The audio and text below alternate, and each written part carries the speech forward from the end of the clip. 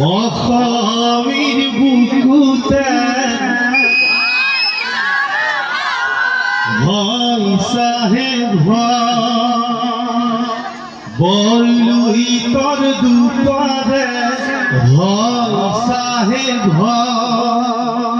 অসমীর বুকুতে ভয় সাহেব হায় হায় শঙ্কর গুরু আজানে মিলন সেতু গড়িলেন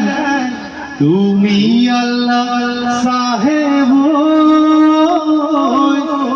যদি কাদা দরিয়ার কি মধুর তুমি আল্লাহ সাহেব